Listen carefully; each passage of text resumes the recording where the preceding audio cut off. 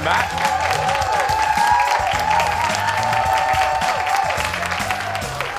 So you may remember that our beloved producer Ted had a bird feeder last year, okay? Now, you're thinking to yourself, Jace, why do I give a rat's rear about producer Ted's bird feeder? Well, here's the deal. It attracted a lot of squirrels to his house, okay? A lot, and I mean a lot. And for some reason, Ted came in and it told all of us several times, it really bothered him how many squirrels were converging onto his residence. So much so that he then created squirrel obstacles around his house, including spreading a lot of Vaseline on the pole holding his feeder. Watch. Okay, here we go. And down he goes. Yeah.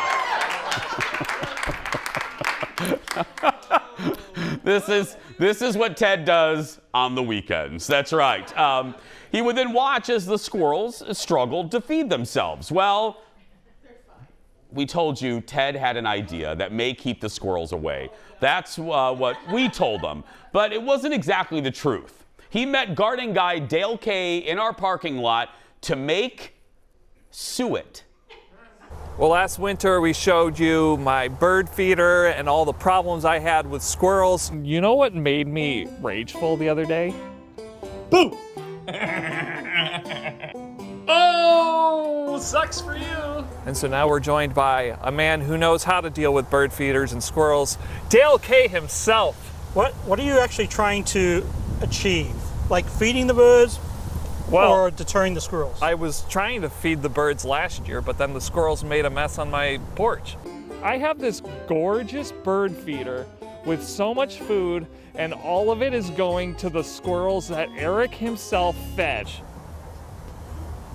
Because I've got this pole, and they've like climbed up the pole and like they're doing this, so I put Vaseline on the pole. I put Vaseline on the pole. Part of my job is picking up trash. At the first few days, they were sliding all over the pole.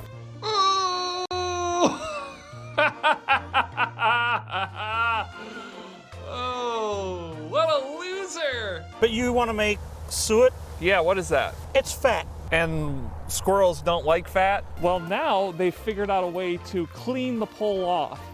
Totally. How do they clean it? They just know how to do it. Do they like shimmy down or something? No, I think they use their tail and. Okay. But there's like, I can put Vaseline on it and like an hour later it's gone. Oh my gosh, look at this. That's what makes me angry. No, squirrels will eat suet. So I guess if you're trying to deter squirrels, this isn't it. And you're gonna make this, and you have done this before. What's that? No, I'm not going to say that on camera. Wouldn't surprise anybody that I've never made suet before. So what you're saying, Dale, is what you're about to show us is something you yourself have never tried before. First of all, you need your fat. And you can go to your favorite local butcher shop, but make sure you ask for beef fat rather than pork fat. And I usually just chop it up just a little bit, like that. And then it goes into your pot. You don't want to have it like so it's sizzling and burning. You just want to kind of render it down. And then also you make sure you want to strain it several times. When it starts to cool down a little bit, it congeals. Then you know you're ready to make your suet cake. And a couple of things that you can incorporate are dried cherries, dried blueberries, any type of peanut butter. Chunky is good. Because humans don't like the chunky peanut butter. Yeah, well, maybe you don't like the chunky peanut butter, but the birds like the chunky peanut butter. You can also add some cracked corn, peanuts, not salted, not roasted, just get these from a feed supply store. Don't buy the Planters nuts. So really, you can just start adding those ingredients to your suet mix. Okay. You make the recipe that you think your birds will like, and of course, different types of recipes will attract different birds. Peanuts will attract woodpeckers. There's. I do not like woodpeckers. Okay. Oh, you could also add mealworms too. Oh yeah, this is tasty. My birds are gonna love this, Dale. Yeah, squirrels gonna like it too. Now your suet goes into the cake. Okay. And don't fill that up all the way so it kind of goes in. And then from there... Feel like the lunch lady. Actually, it looks like mashed potatoes. Yeah. And then lid goes on. and then that pops into the fridge or the freezer. It's really not doing that for any real length of time, just so it really hardens up, and then that goes into your little holder. This goes in the tree, and then of course you've got some nutritious, high energy food, really high energy food for birds all winter long. And as far as deterring squirrels, because that will not. But what I do is I take whole ears of corn like this. You can see that's like a little squirrel picnic table. Yep. And I just put the ears of corn on that little screw there. So the squirrels will actually prefer and go for the corn, and then that way they'll leave your bird feeders alone. But here's my problem with the squirrels, Dale. Not all this gets in their mouth. No, it ends up slopping all over the place. No, they'll have fun with it. Why are you obsessed with squirrels? You got to embrace nature. I just don't like the mess they make. But if that's up in the tree, that's fine. Yeah, they'll eat that though too. So you'll attract squirrels. I'll fight you, squirrels! I'm coming for you.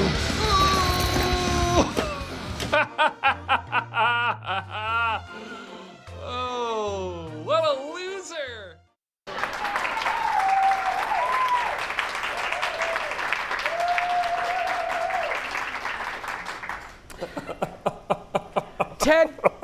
Ted, you've done two things over the last week and a half that I do not understand. The first was Ricky Tikki Taffy on Halloween. And then the second was, what the hell did I just watch? What was that? I actually just got off the phone with Ricky Tikki Taffy, and he is confused by what he just saw. Okay, let me just tell the audience.